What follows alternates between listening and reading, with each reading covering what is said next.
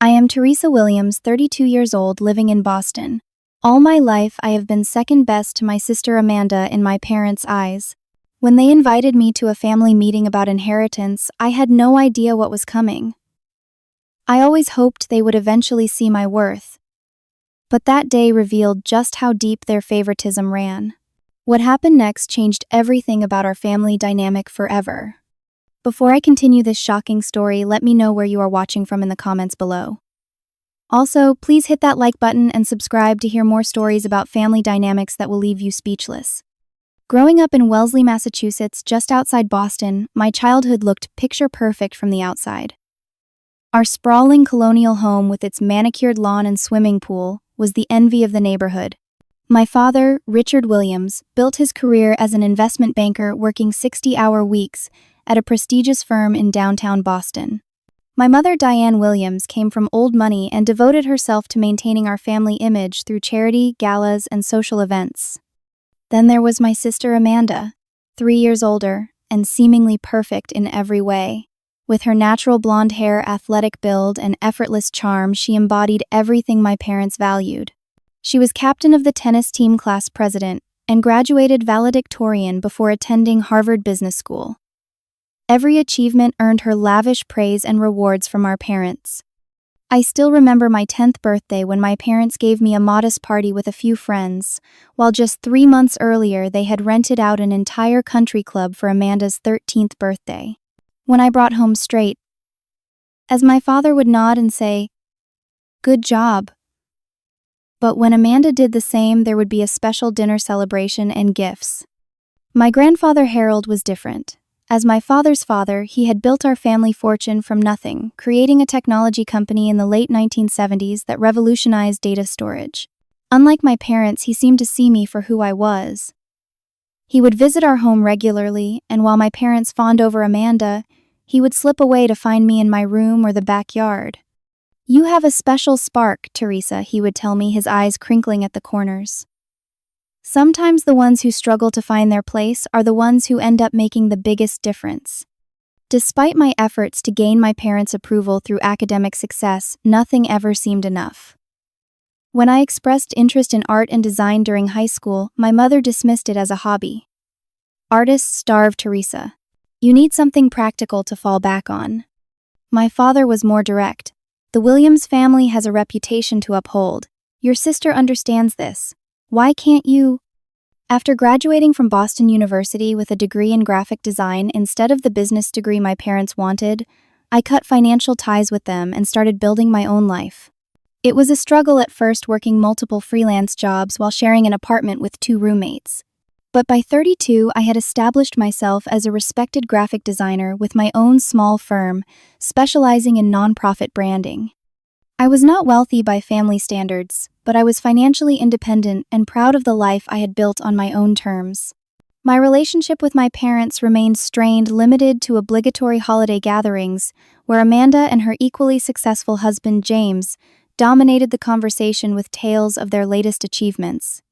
When my father called 3 weeks ago requesting my presence at a family gathering to discuss inheritance matters, I was surprised. Such discussions typically happened on milestone birthdays, and no one in the family was marking a significant age this year. "Your grandfather Harold insisted everyone be present," my father explained, his tone suggesting he found the request inconvenient. "It's about the future of the family assets." I agreed to attend, though, with mixed feelings. Part of me still hoped for recognition from my parents, a voice acknowledging that my path, though different, had value. Another part suspected this would be yet another exercise in family politics, where Amanda would emerge victorious. "Will you be coming alone?" my mother asked before ending the call, her tone implying that at 32, my single status was yet another disappointment.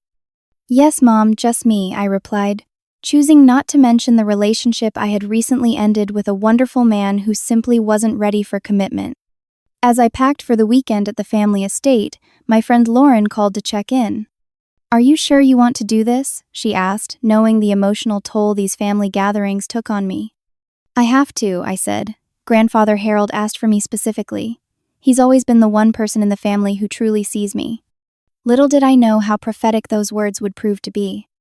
The Williams family fortune began with my grandfather Harold, whose story was legendary within our family and business circles. Born to working-class parents in Springfield, Massachusetts, he worked his way through state college taking night classes while holding down a day job at an electronics store. In 1972, he founded Williams Data Systems from his garage, developing one of the earliest reliable data storage solutions for emerging computer systems. "I saw where the world was going," he often told me during our private conversations. Information was becoming the new currency, and someone needed to figure out how to store it safely. By the time the technology boom hit in the 1980s, Williams Data Systems was perfectly positioned to capitalize on the explosion in personal computing. The company went public in 1985, instantly making my grandfather a multi-millionaire. Through shrewd investments and continuing innovation, that fortune grew exponentially over the decades. My grandmother Martha was the quiet strength behind his success, managing their household and raising my father while Harold built the business. She passed away from cancer when I was only 5 years old, but I have vague memories of her gentle hands and the lavender scent of her perfume. After her death, something changed in my grandfather. He became more reflective, more concerned with legacy beyond money. "Your grandmother could see the true value in people," he once told me during one of our walks around the estate grounds when I was a teenager. "She would have been so proud of your creative spirit, Teresa." When my father Richard took over the family business in the early 2000s, Harold semi-retired, but maintained a position on the board.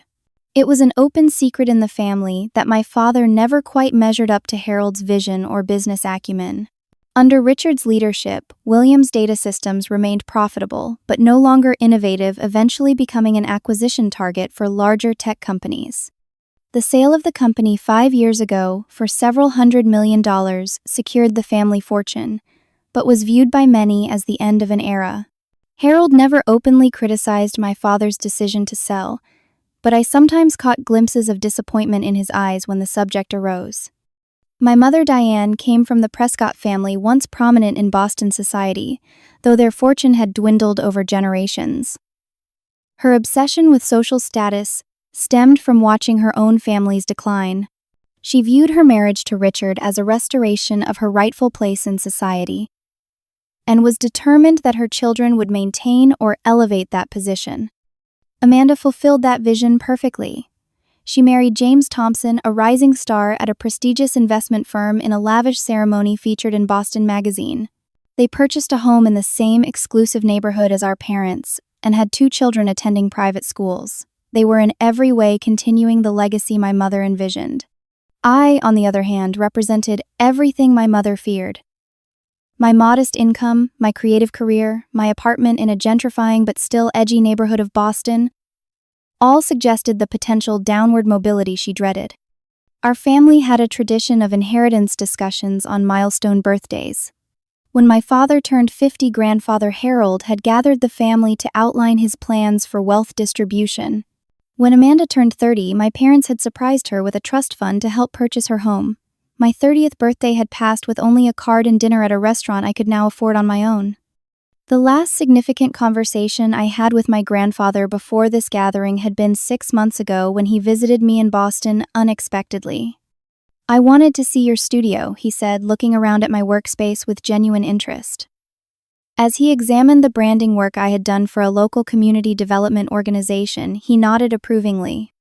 "You know, Teresa, I have been watching both you and your sister forge your paths," he said thoughtfully. "There are different kinds of success in this world. Some are loud and obvious. Others are quieter, but no less meaningful." Before leaving, he had looked at me with an intensity that stuck with me. "I want you to know that I see you, Teresa. I always have." At the time, I thought he was simply being supportive. I had no idea he was laying the groundwork for what was to come. The drive from Boston to our family estate in the Berkshires took just under 3 hours. As the urban landscape gradually gave way to rolling hills and increasingly dense forests, I felt the familiar mixture of nostalgia and apprehension that these trips always evoked. The estate had been my grandfather's reward to himself after taking the company public, a sprawling property with a main house that resembled a small European chateau complete with guest cottages, horse stables, and a private lake. During the drive, I rehearsed potential scenarios in my mind. Perhaps this meeting was simply about updating wills or restructuring trusts for tax purposes.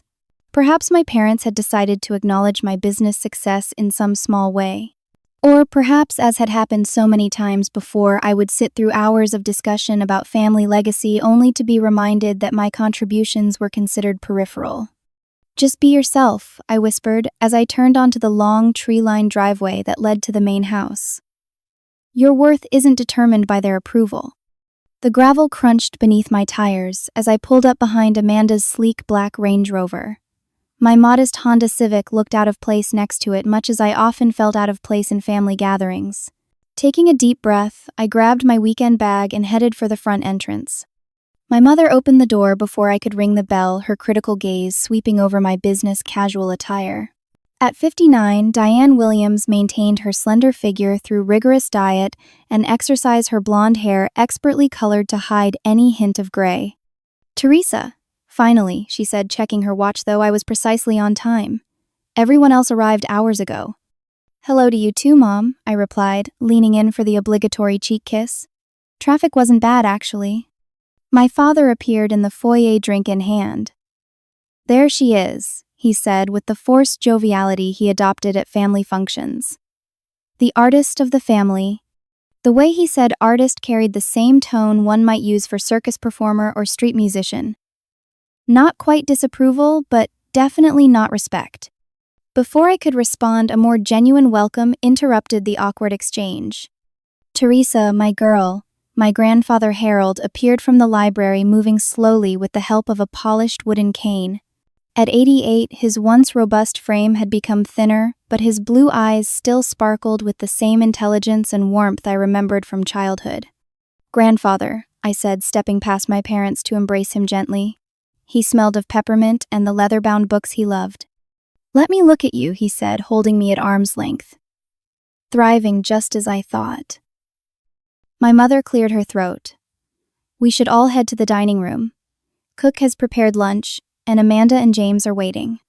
The dining room, with its long mahogany table and ancestral portraits, had always intimidated me as a child.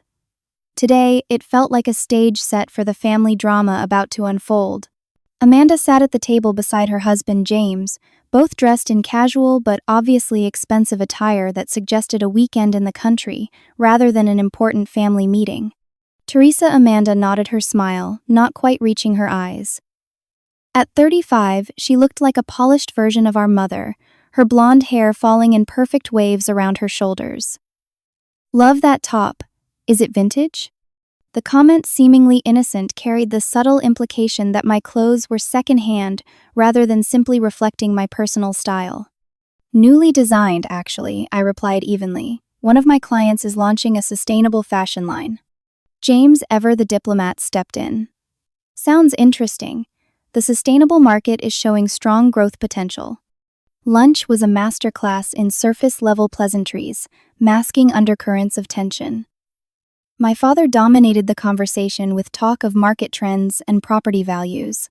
Amanda interjected with stories about her children's achievements at their exclusive private school. My mother added occasional comments about mutual acquaintances and social events. I spoke when spoken to, aware that my contributions to the conversation were politely acknowledged, then quickly moved past.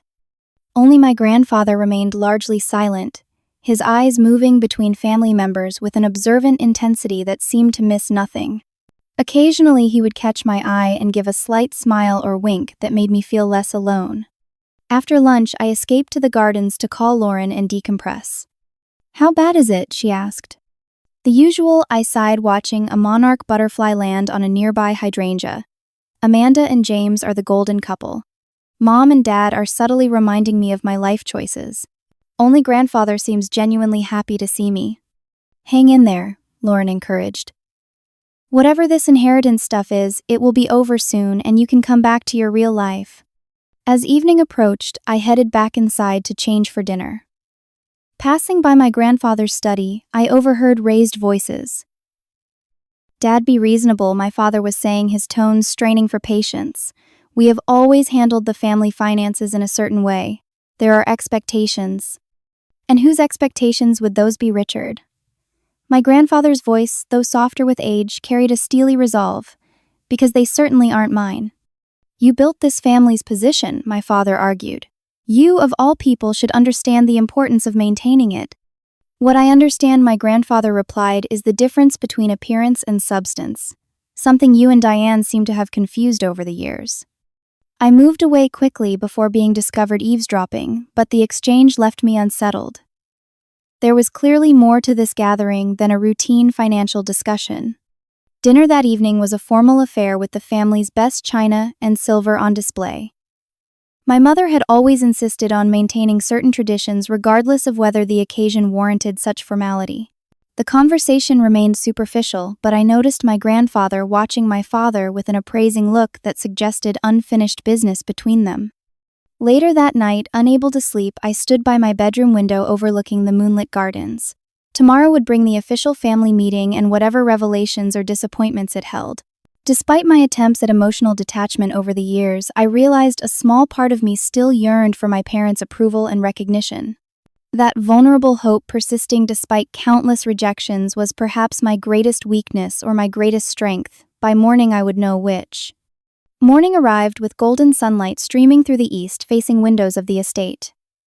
I had slept fitfully, my dreams filled with childhood memories, both sweet and painful. After showering and dressing in the navy blue dress I had brought specifically for the meeting, I made my way downstairs to the breakfast room. Amanda and James were already seated, sharing sections of the Wall Street Journal while sipping coffee. My mother supervised the household staff as they arranged platters of fresh fruit pastries and a silver chafing dish containing scrambled eggs. "Good morning," I said, helping myself to coffee from the silver service on the sideboard. Amanda looked up briefly. "Sleep well. I forgot how quiet it is out here compared to the city." "Well enough," I replied, taking a seat across from them. "Is grandfather down yet?" "Your grandfather has breakfast in his room these days," my mother said, adjusting a flower arrangement with precise movements. "He'll join us for the meeting at 10. My father entered, already checking emails on his phone. "Morning all. Everyone ready for today's discussions?" The question seemed directed primarily at Amanda and James, who nodded with the confidence of people already privy to the agenda. I simply sipped my coffee, observing the family dynamics, as if from a distance. Breakfast conversation revolved around market trends, private school admissions, and renovations to Amanda and James's vacation home on Nantucket. I contributed occasional comments but mostly listened, wondering if this gathering would follow the predictable pattern of previous family meetings.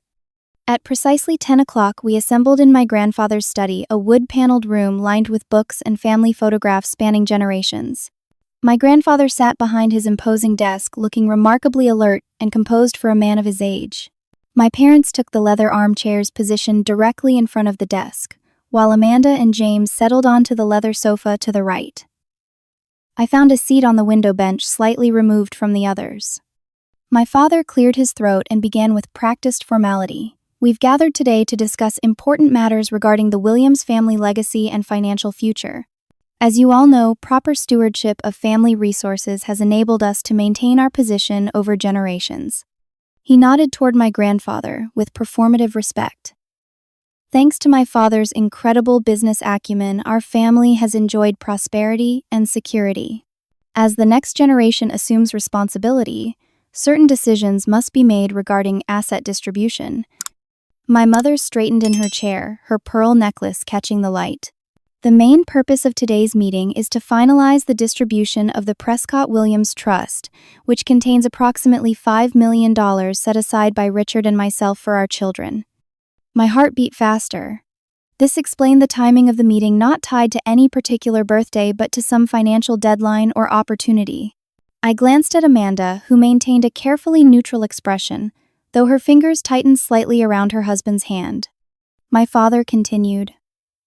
"After careful consideration and consultation with our financial advisors, Diane and I have decided that the most prudent course of action is to allocate the entire trust to Amanda and James." The words hung in the air for a moment before their meaning fully registered. The entire trust. $5 million. All to Amanda. Their demonstrated financial responsibility, strategic career choices, and commitment to continuing the Williams family traditions make them the obvious stewards for these resources. My father explained, not quite meeting my eyes. They have the expertise to grow these assets for the next generation. My mother added, Teresa dear, we know you have chosen a different path. Your little design business is very creative, but hardly the sort of venture that requires significant capital investment. The condescension in her voice was unmistakable. My little design business employed 5 people and had clients across New England facts my parents consistently diminished or ignored. Perhaps this will motivate you to work harder and make better choices going forward, my father added his tone, suggesting he was offering valuable wisdom rather than a painful dismissal. Amanda adopted an expression of humble gratitude that I had seen her perfect over years of being the favored child. Dad, Mom, this is incredibly generous. James and I promise to be responsible stewards of the family legacy. James nodded solemnly. We're honored by your trust in us. Throughout this exchange, my grandfather remained silent, his expression unreadable as he watched the scene unfold. I sat frozen, a strange calm settling over me despite the hurt and anger churning beneath the surface. I had expected some level of unequal treatment, but not this complete erasure of my worth as a daughter. Do you have any questions, Teresa? My father asked, finally acknowledging me directly. Before I could formulate a response that wouldn't reveal the depth of my hurt, my grandfather shifted in his chair. The subtle movement drew all eyes to him as he slowly, deliberately placed both hands on his desk and pushed himself to a standing position. Actually, he said, his voice stronger than it had been all weekend, I have something to add to this discussion. The room fell completely silent. My grandfather rarely intervened in my parents' decisions regarding their personal finances, which made his interruption all the more significant. Richard, Diane, he addressed my parents directly. I have sat here listening to your explanation with growing disappointment, though I cannot say surprise. My father looked startled. Dad, this is our decision to make regarding our portion of the family assets. Indeed, it is, my grandfather acknowledged with a slight nod. And you have made it clear where your values lie. He turned his gaze to me, his expression softening. Teresa, would you mind coming to stand beside me? Confused but curious, I rose from the window seat and crossed the room to stand beside his desk. Up close, I could see the fine web of wrinkles around his eyes, the slight tremor in his hands that signaled his advancing age. For years, he continued addressing the entire room but keeping his hand reassuringly close to mine on the desk. I have watched the dynamics of this family with increasing concern. I have observed how achievements are measured, how worth is assigned, how love itself seems conditional upon conformity to certain expectations. My mother shifted uncomfortably in her chair. Harold, I don't think this is the appropriate time for such a discussion. On the contrary, Diane, my grandfather replied firmly, there could be no more appropriate time. You and Richard have just made a $5 million statement about who matters in this family. He opened the desk drawer and removed a document folder, placing it on the desk surface with deliberate care. I had planned to wait until my 90th birthday to address this matter, but after witnessing today's events, I see no reason for delay. He opened the folder and removed what appeared to be a certified check. Teresa, this is for you. He handed me the check, and I nearly dropped it when I saw the amount written in precise legal script. $55 million. Grandfather, I gasped, unable to form a coherent sentence as I stared at the check in my trembling hands. The room erupted in chaos. My mother leapt to her feet, her carefully maintained composure shattering. You cannot do this to me, she cried, her voice rising to a pitch I had never heard before.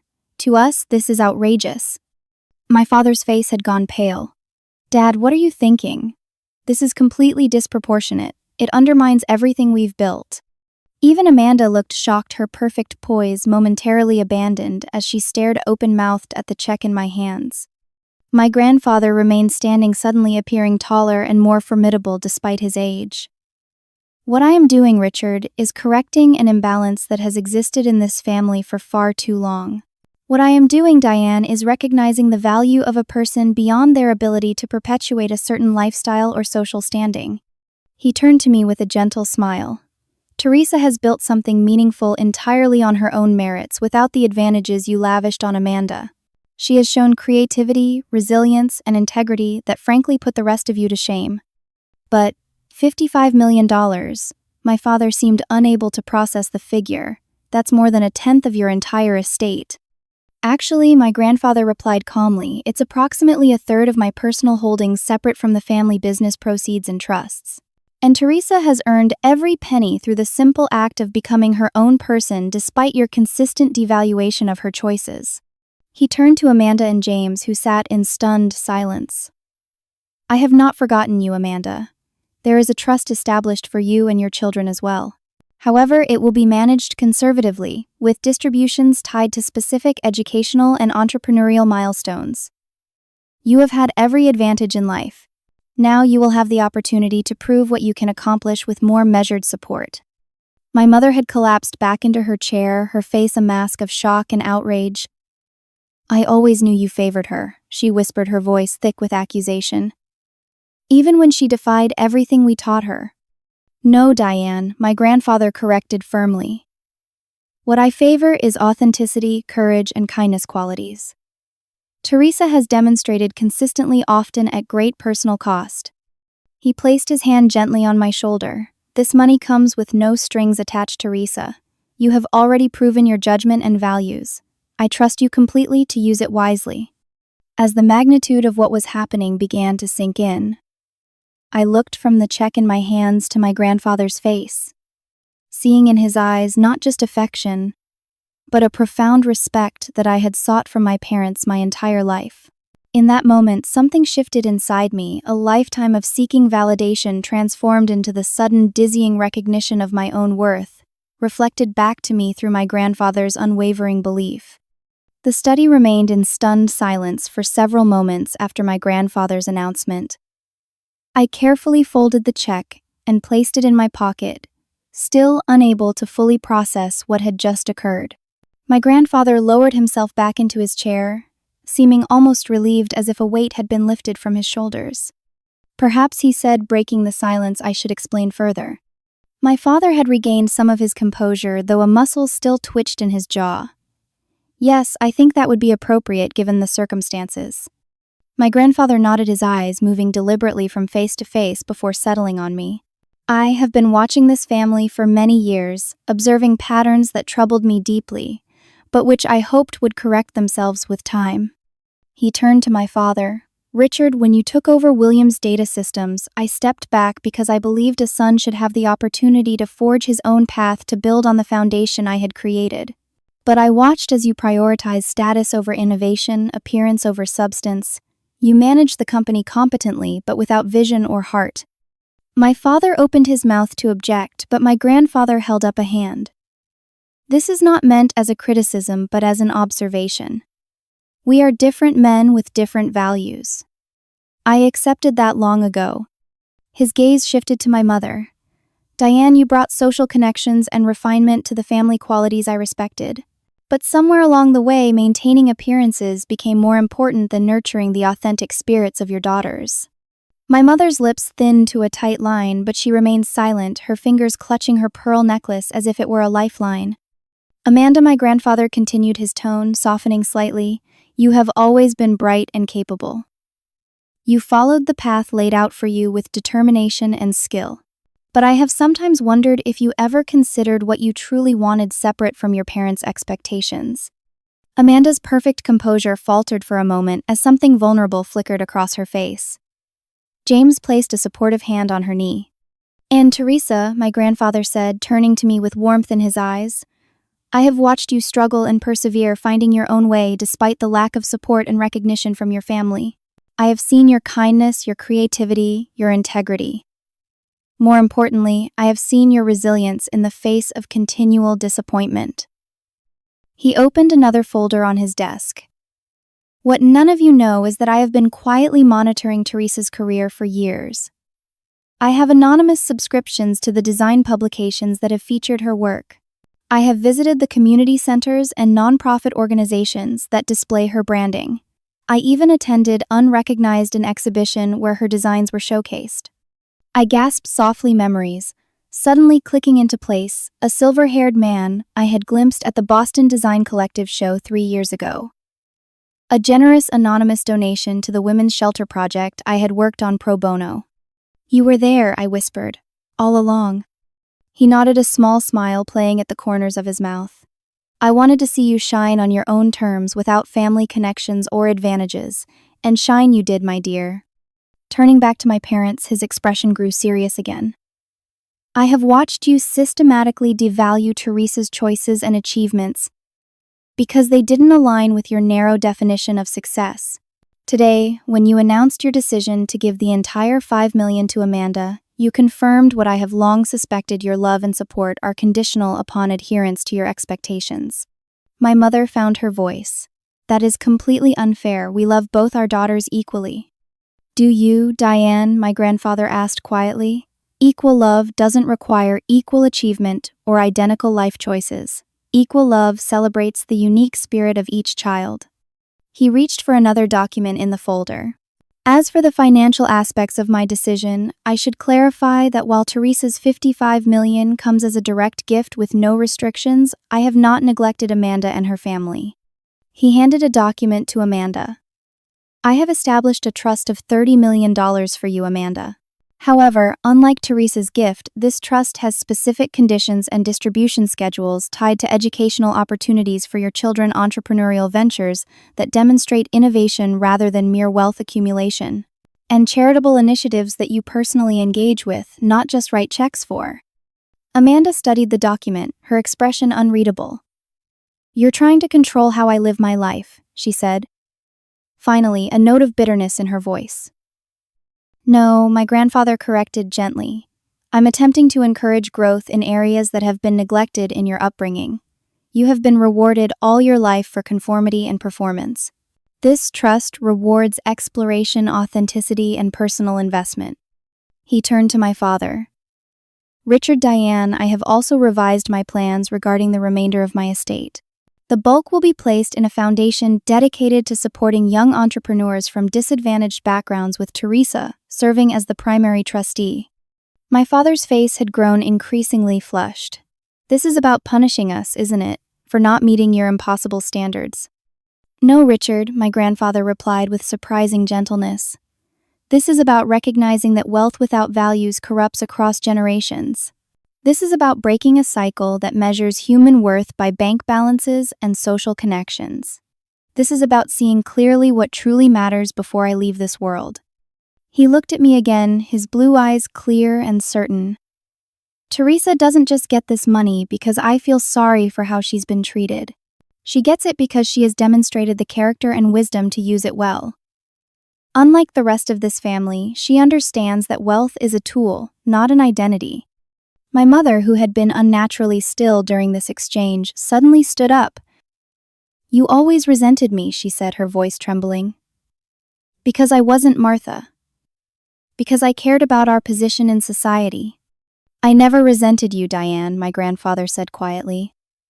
I pitied you, because in your quest for status, you sacrificed authentic connection with your remarkable daughter. You traded substance for appearance, and that is always a poor bargain. The room fell silent again, the weight of decades of family dynamics hanging heavy in the air. Amanda stared at the trust document in her hands with an expression that mingled resentment and confusion. My father seemed deflated, suddenly looking older than his years. My mother remained standing, her perfect posture, now seeming more like rigidity than elegance. And I sat there, the check in my pocket, representing not just financial freedom but something far more valuable: validation of the path I had chosen, recognition of the person I had become, despite not because of my family's influence. This meeting is adjourned, my grandfather said finally. I suggest we all take some time to reflect before dinner. Teresa, would you mind staying for a moment? As the others filed out in stunned silence, I remained seated watching the door close behind my family members. Once we were alone, my grandfather's formal demeanor softened, and he looked at me with a mixture of affection and concern. Are you all right, my dear? I know this must be overwhelming. I took a deep breath, trying to organize my thoughts. I don't know what to say, grandfather. Why now? Why this amount? He smiled gently. Because I'm 88 years old, Teresa, and I've learned that time is the one resource we can't renew. I've watched you struggle for recognition long enough. As for the amount, he chuckled softly, I wanted it to be significant enough that your parents couldn't possibly dismiss or minimize it. $55 million demands acknowledgement. He reached across the desk to take my hand, but more importantly, I wanted to give you the freedom to expand your vision without constraints. You have done remarkable things with limited resources. Imagine what you might accomplish now. As the reality of his gift began to sink in, tears welled in my eyes. Thank you for seeing me, I whispered. All these years, when I thought no one was looking. I was always looking, Teresa, he replied, his voice thick with emotion, and I was always proud of what I saw.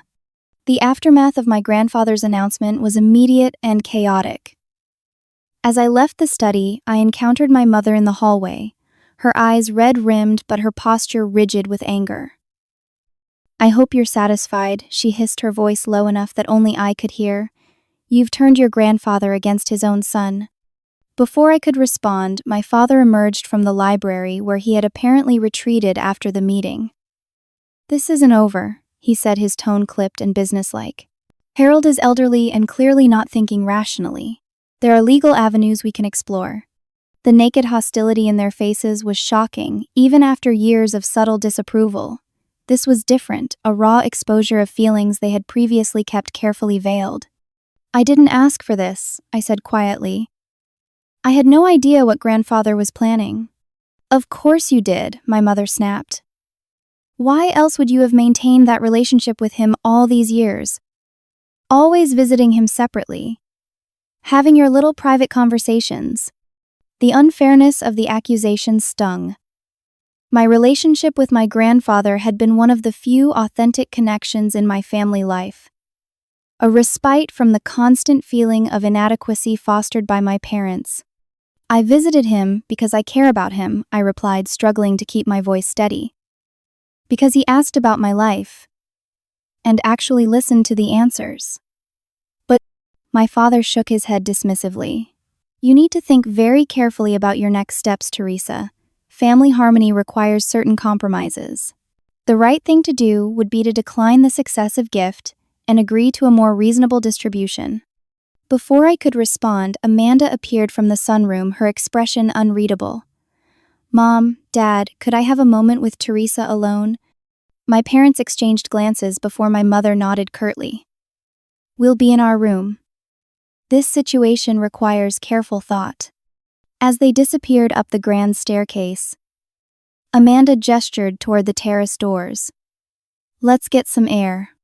We stepped outside into the afternoon sunlight, the manicured gardens stretching before us in ordered beauty. For several moments, neither of us spoke, the weight of the morning's revelations hanging between us like an invisible barrier. You must be feeling pretty vindicated right now, Amanda, finally said, her voice carefully neutral. I turned to look at her profile, so similar to our mother's in its classical proportions. That's not what I'm feeling at all, I replied honestly. Mostly I'm in shock. And sad that it came to this. She laughed, a short, humorless sound. $55 million of shock. Poor you. Amanda, I sighed, I never competed with you. That was Mom and Dad's game, not mine. I just wanted to be accepted for who I am. She was silent for a long moment, her fingers tracing patterns on the stone balustrade. Do you know what it's like? She finally asked, her voice softer. To be the one who has to be perfect all the time. To know that any failure, any deviation from the plan would be catastrophic. I looked at her in surprise. In all our years growing up together, Amanda had never revealed any ambivalence about her golden child status. I thought you wanted the path they laid out for you, I said carefully. You seemed to thrive on their approval. Did I have a choice? She replied, a note of bitterness creeping into her voice. By the time I was old enough to question it, the pattern was set. I was the successful one. The one who made the right decisions. The one who didn't disappoint. For the first time, I glimpsed the burden my sister had carried all these years. The flip side of parental favoritism, a cage of expectations that had its own constraints. I'm sorry, I said, meaning it. That sounds exhausting. She shrugged, some of her usual poise returning. It is what it is. I've built a good life. James is a good man. My children are healthy and happy. She paused, then added quietly, "But sometimes I wonder what I might have chosen if left entirely to my own devices." Before I could respond, the terrace doors opened and James stepped out. "Everything okay out here?" he asked, his gaze moving between us. Amanda straightened her moment of vulnerability already tucked away. "Just getting some fresh air." Family discussions can be so stuffy. James surprised me by addressing me directly. "For what it's worth, Teresa, I think your grandfather made a fair point about recognizing different kinds of success. Your design work is genuinely impressive. I looked into your firm after our last family gathering." "You did?" I asked, startled by this revelation. He nodded. "I was curious. The branding you did for that environmental nonprofit last year showed real vision. Different from the wealth management world I inhabit, but valuable in its own right." Amanda looked at her husband with an expression I couldn't quite interpret: surprise, perhaps, or a fleeting resentment at his apparent support of my grandfather's decision. "We should head inside," she said abruptly. "I want to check in with Mom and Dad." As she walked ahead of us, James fell into step beside me. "This won't be easy," he said quietly. "For any of you. But for what it's worth, I think your grandfather is trying to heal something broken in this family, not just redistribute wealth."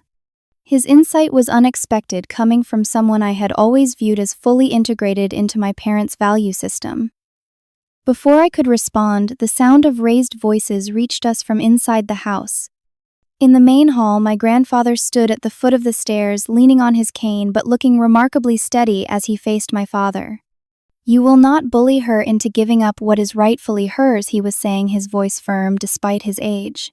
"If you attempt to contest my decision or pressure Teresa in any way, I will rewrite my entire will and leave everything to charitable foundations. Is that clear, Richard?" My father's face was flushed with anger, but he backed down, years of deference to his father's authority, apparently hard to overcome. "You're making a mistake that will fracture this family," he said stiffly. "No," my grandfather replied. "I'm addressing fractures that have existed for decades while everyone pretended not to see them." He caught sight of me in the doorway, and his expression softened. "Ah, Teresa. I was just coming to look for you. Would you join me for a drive? There's something I'd like to show you." Grateful for an excuse to escape the tension in the house, I agreed. 20 minutes later, we were in my grandfather's vintage Mercedes, driven by his longtime chauffeur, Martin, heading toward the nearby town of Lenox. I should explain some things my grandfather said as we traveled along the winding country roads. "The check I gave you today is just the beginning. I've been quietly making investments in your name for years, including a significant minority stake in your own design firm." I turned to him in surprise. "The angel investor, the one who came through Berkshire Capital Partners, that was you." He smiled, looking pleased with himself. "I used several layers of investment vehicles to keep my name out of it. I wanted your business to succeed on its own merits, not because of the Williams name. And succeed it has." We pulled up outside a stately brick building in downtown Lenox, its facade freshly renovated with large windows, revealing an art gallery space inside. "Do you know what this is?" my grandfather asked. I shook my head, confused by the detour. "This is the Lenox Art Center, recently purchased and renovated by the Williams Foundation, a foundation that as of this morning you are the primary trustee of." He pointed to a discreet brass plaque beside the entrance. "This is the first of what I hope will be many such spaces. Spaces that bring art, design, and creativity to communities that need them." As I stared at the building, trying to process this additional revelation, my grandfather continued.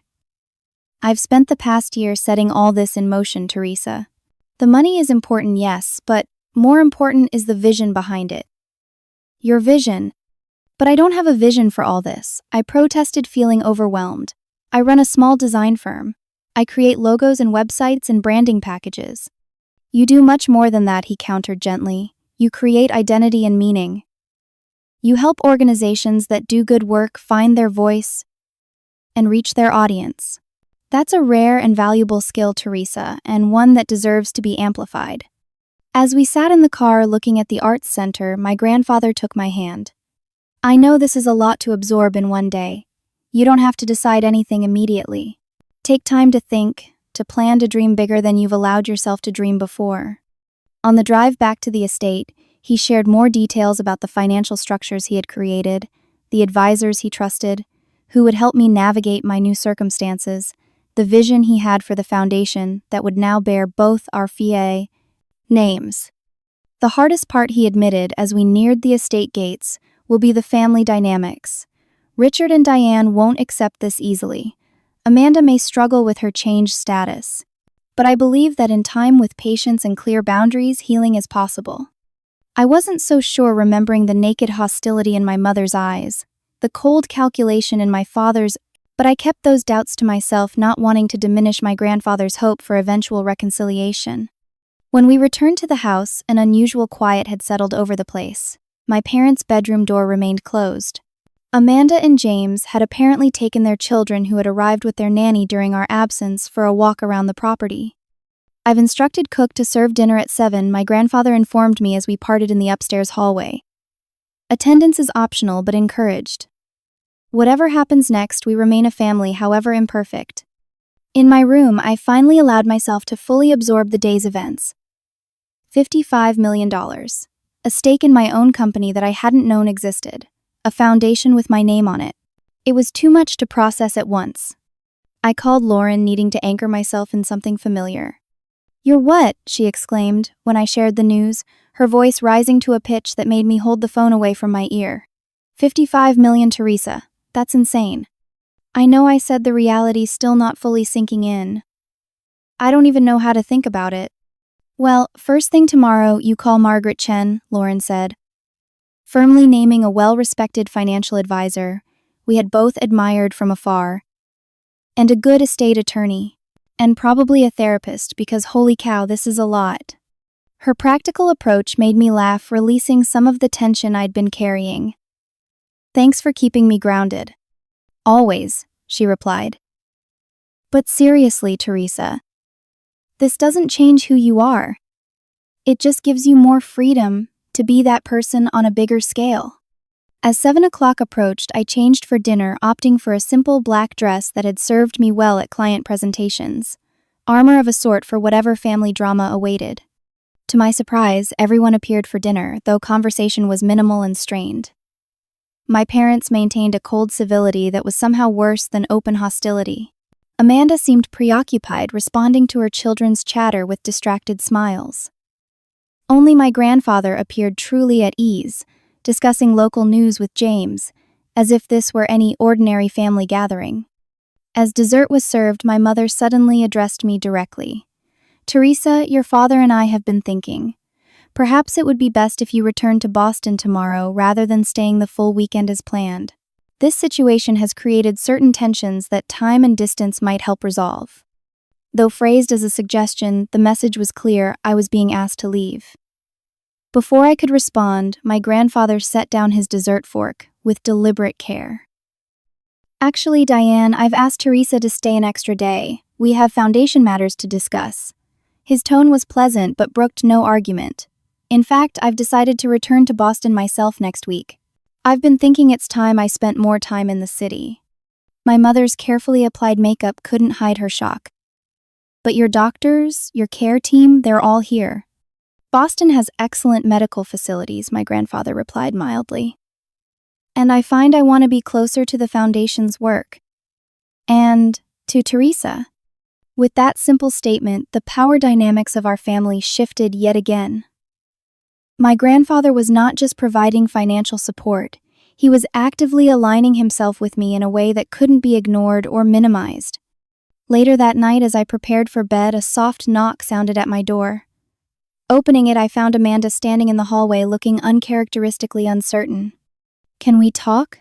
she asked quietly. I stepped aside to let her enter, curious about what could have prompted this unprecedented late-night visit. She sat at the edge of the bed, smoothing non-existent wrinkles from her silk pajama pants. "I want you to know that I'm not going to join Mom and Dad in whatever legal battle they're contemplating.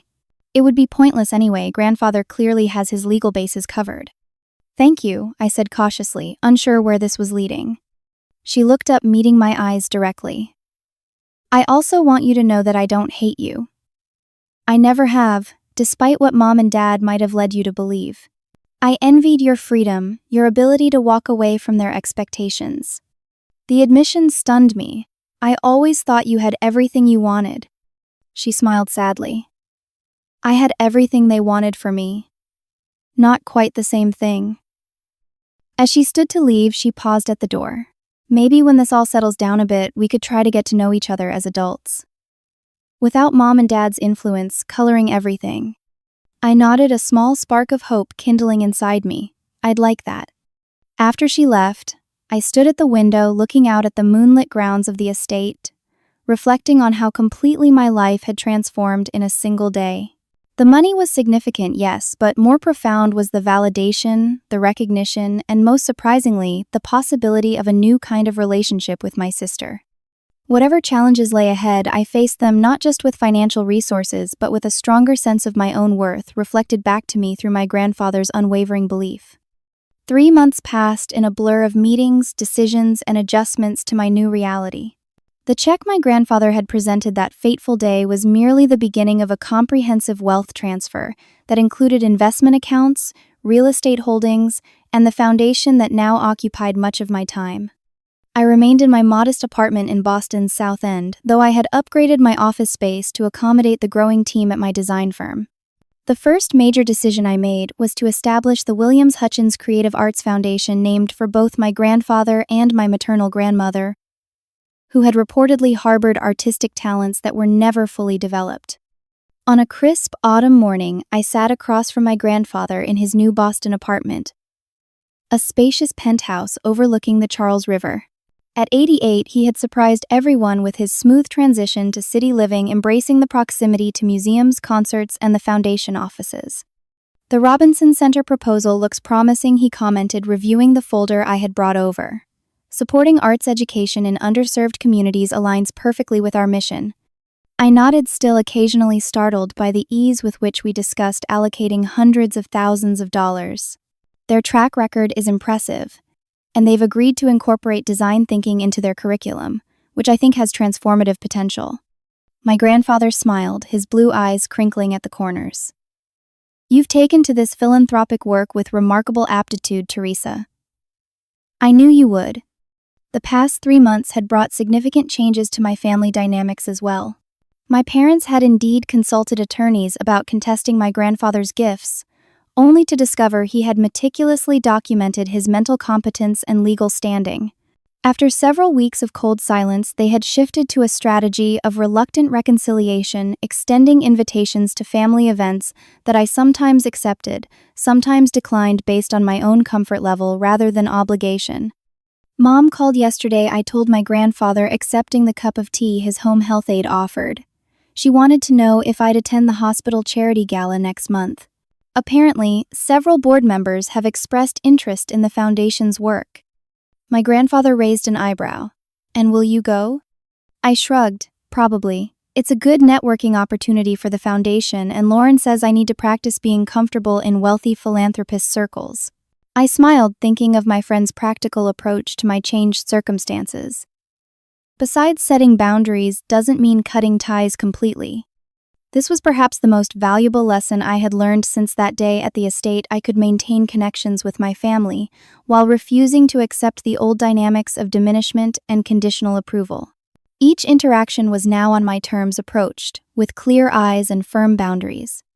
My relationship with Amanda had evolved in unexpected ways. Our initial cautious overtures had developed into monthly lunches, where we were slowly discovering each other as adults, free from our parents' comparative framework. She had recently confided that she was considering pursuing a long-deferred interest in environmental law, possibly using some of her trust fund to return to school. It's strange, she had said during our last lunch. All those years of trying to be perfect, and it turns out I was pursuing someone else's definition of success. My grandfather set down his teacup, bringing me back to the present. I had a call from Richard yesterday, he said, referring to my father by his first name, as he had taken to doing since the confrontation. He wanted to discuss reintegrating the family financial strategy, whatever that means. I couldn't help but laugh. Let me guess, he has an investment opportunity that would benefit from the foundation's involvement. My grandfather smiled wryly. Something like that. I told him all foundation decisions go through you now. I believe that ended the conversation rather quickly. These small victories continued to heal years of accumulated hurt. Each time I made a decision based on my own values rather than seeking approval, each time I spoke my truth without fear of rejection, I reclaimed a piece of myself that had been suppressed under the weight of family expectations. The most profound changes, however, were internal. Weekly sessions with Dr. Karen Patterson, a therapist specializing in family dynamics and sudden wealth transitions, had helped me navigate the complex emotions triggered by my changed circumstances. Wealth amplifies who you already are, she had told me in one of our early sessions. It doesn't fundamentally change your character, but it does remove certain constraints and add new pressures. The key is to stay grounded in your core values. Those core values had led me to make several significant decisions beyond establishing the foundation. I had maintained my design firm as a separate entity, though I now had the luxury of being more selective about clients, focusing on organizations whose missions aligned with my personal values. I had purchased a modest house in Cambridge, close enough to visit my grandfather regularly, but still maintaining my independence. And I had begun dating again, this time, with a clearer sense of what I wanted in a relationship and the confidence to express those desires. I'm meeting with the financial literacy program coordinators this afternoon, I told my grandfather as our meeting wound down. Their proposal for teaching practical money management skills in high schools has real potential. He nodded approvingly. An excellent focus. Understanding how to manage resources wisely is a skill many in our family could have benefited from, myself included at times. As I gathered my materials to leave, my grandfather reached for my hand. "Teresa, before you go, there's something I want to say." I sat back down, noting the serious shift in his expression. "I won't be here forever," he said simply. "The doctors give me a good prognosis for now, but at my age, time is inevitably limited." "Grandfather," I began, but he shook his head gently. "Let me finish. I want you to know that whatever happens with the rest of the family in the years to come, you must never doubt your worth or your right to the opportunities you now have. The money is just money, it's your character that makes you truly wealthy." Tears pricked at my eyes. "I won't forget."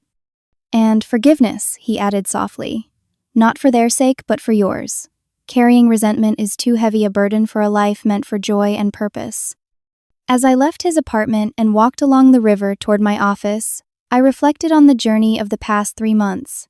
The inheritance had changed my external circumstances dramatically, but the true gift had been the internal transformation, the recognition of my own worth, the freedom to live authentically, and the opportunity to create meaningful impact through my work. My phone buzzed with a text from Lauren Coffey at 4. "Need to hear about the Robinson Center proposal." I smiled and texted back my agreement. Despite the millions now in my name, these simple friendships remained among my most valuable assets. That evening, as I worked late in my office finalizing the Robinson Center presentation, I paused to look out at the Boston skyline, glittering against the darkening sky. The path ahead was not without challenges. Relationships would need to be renegotiated, boundaries maintained, new responsibilities navigated. But for perhaps the first time in my life, I faced the future with a profound sense of agency and possibility. The greatest inheritance my grandfather had given me wasn't the money or even the foundation. It was the validation of my chosen path and the recognition that success could be defined in many ways. It was the freedom to be fully myself without apology or justification, and that I reflected as I turned back to my work was truly priceless. What would you do if you suddenly received a life-changing inheritance? Would you keep it quiet or use it to make a difference in the world? I would love to hear your thoughts in the comments below. If this story resonated with you, please hit the like button and subscribe to hear more stories about family dynamics, unexpected turning points, and finding your own path. Thank you so much for listening, and remember that your worth isn't determined by other people's opinions or expectations, but by the courage to live authentically.